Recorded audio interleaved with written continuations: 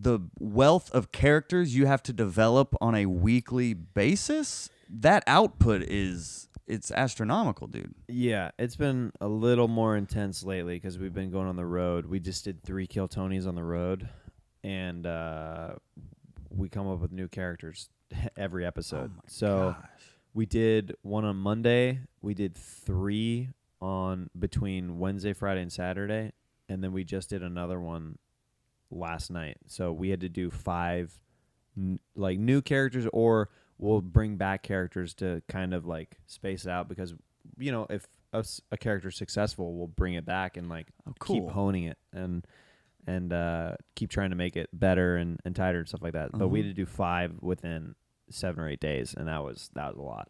How organized is that aspect? Because like you said, controlled chaos, and that's why I'm such a fan of you, is because you are able to pull off what seemingly is absurd, but it's very well calculated. It's like you said, the Second City background, like everything is honed in and purposeful. But I love when people are able to walk that line in comedy between like, what? But it's so well executed that it's palatable, Yeah, well, I learned that if you kind of set the parameters for yourself with jokes or a show or whatever, and you set your own guidelines, then you have the full room to play, because you know where the boundaries are. You know how far you can push things because you have like a template, basically. So for the characters for Kill Tony, we have like this master list where we'll have like brainstorm sessions where we're like, we could do this. Like we start writing just like everything that we think that could be fun or cool to commit to, basically for a 90-minute episode. And sometimes the characters never come back because they're either really hard to improvise within, or they're not 3-dimensional enough. They're too like 1-dimensional, if that makes sense. So like we just did these nurse characters like a couple weeks ago, and maybe if we took another crack at them, but like try improvising just as a nurse for 90 minutes. It's like, you throw out your medical terms and stuff like that, but like after that, it's like, yeah, but what's your point of view as the nurse? And sometimes on the format of a show like Kill Tony, like sometimes you can't get to the point of view, and if you don't get to your point of view, then you can't play. You know what I mean? Like in an improv scene, that's why there's rules like that they teach you at improv schools, like set up the who, what, where, when, the why.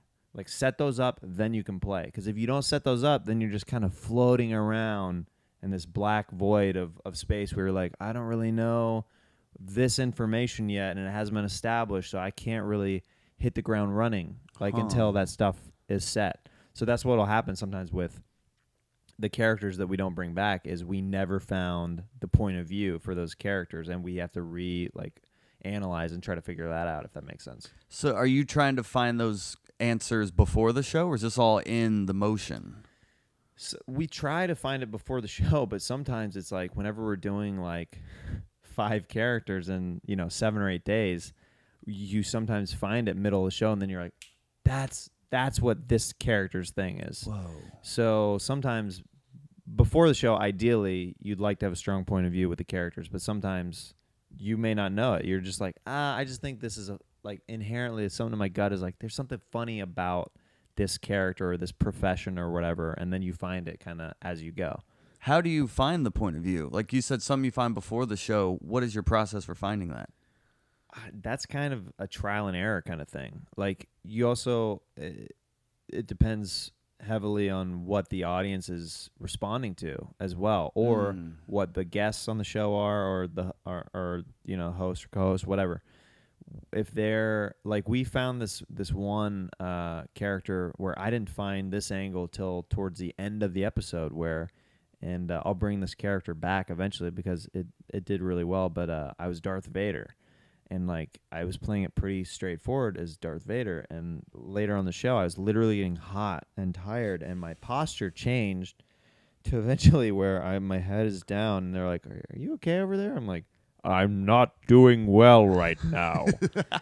And they're like, what's wrong, Vader? Like, and then like it got a big response from the audience, and I'm like, we started like going back and forth, and we came up with like the angle that is really funny, like for a take on Darth Vader is he's really sad.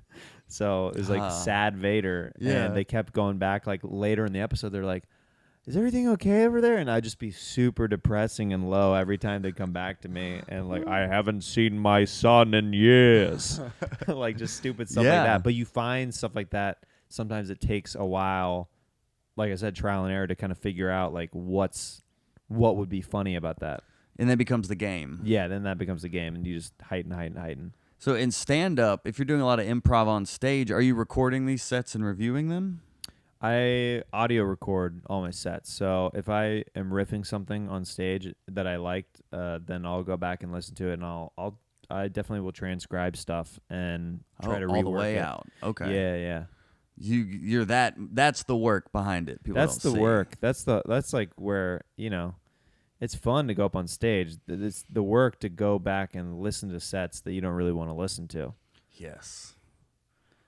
They're never really as bad as you think they are when you listen back. They're never really as good listening back either. Sometimes I know. Either. Yeah, I know. it's Like, that middle. I did stride, and then you listen back and you're like, It's all right. I'm like, oh man. Yeah, but then sometimes you think the bombs are the worst or the hardest to listen to, because when you kill, you're like, well, of course, let me do my victory lap and listen. Yeah. But when it doesn't go well, those are the ones you gotta listen to, because you may find a spark in there. Sometimes it depends.